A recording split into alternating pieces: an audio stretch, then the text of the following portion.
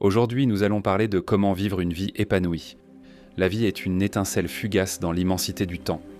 Trop souvent, nous laissons nos peurs, nos doutes et nos attentes nous enchaîner. Mais pourquoi attendre un futur incertain quand nous avons le présent entre nos mains ? Comme le disait Sénèque, tout l'avenir est s'enre dans l'incertitude. Vivez immédiatement.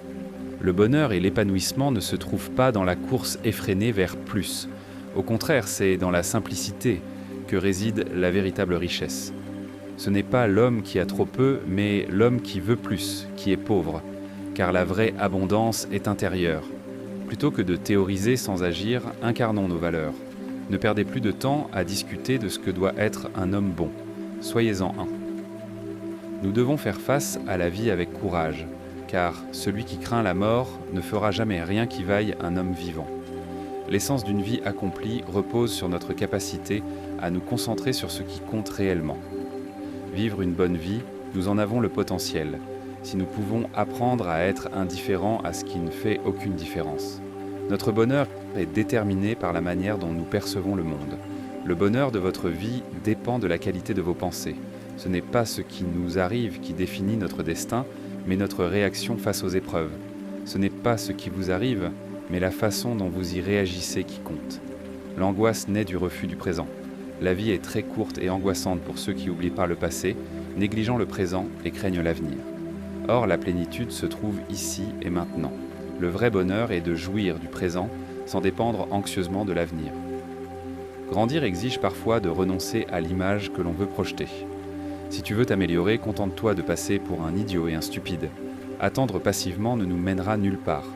Parfois, dans la vie, nous devons cesser de souhaiter que quelque chose arrive et le faire arriver nous-mêmes. Chaque obstacle est une opportunité. L'obstacle est le chemin. L'harmonie avec soi-même mène à l'harmonie avec le monde. Comme nous dit Marc Aurèle, celui qui vit en harmonie avec lui-même vit en harmonie avec l'univers. Car vivre pleinement, c'est affronter la réalité avec force et résolution. L'art de vivre ressemble plus à la lutte qu'à la danse. C'est aussi savoir s'émerveiller. Contemplez la beauté de la vie, observez les étoiles et voyez-vous courir avec elles. La sagesse est notre plus grande force. Le pouvoir de l'esprit est d'être invincible. La vraie liberté naît de la maîtrise de soi. Nul n'est libre s'il n'est pas maître de lui-même.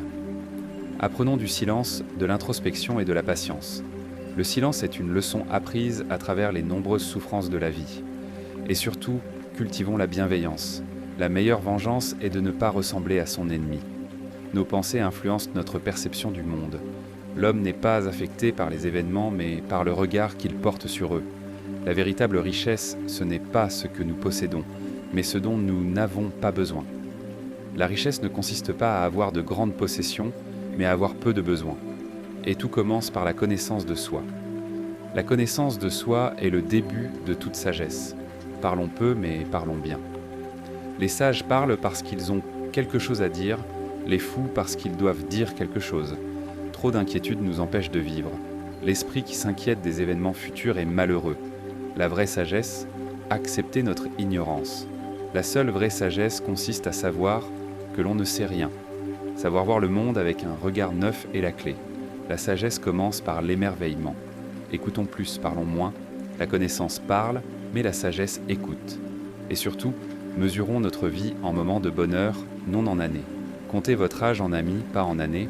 Comptez votre vie en sourires, pas en larmes. Enfin, n'oublions jamais qu'une éducation complète ne concerne pas que l'intellect, mais aussi le cœur. Éduquer l'esprit sans éduquer le cœur n'est pas une éducation du tout. Alors aujourd'hui, décidez de vivre. Vivez avec force, avec courage, avec amour, car la seule chose qui compte, c'est ce que vous faites ici et maintenant. Si vous aimez Elles et Contenu, n'hésitez pas à vous abonner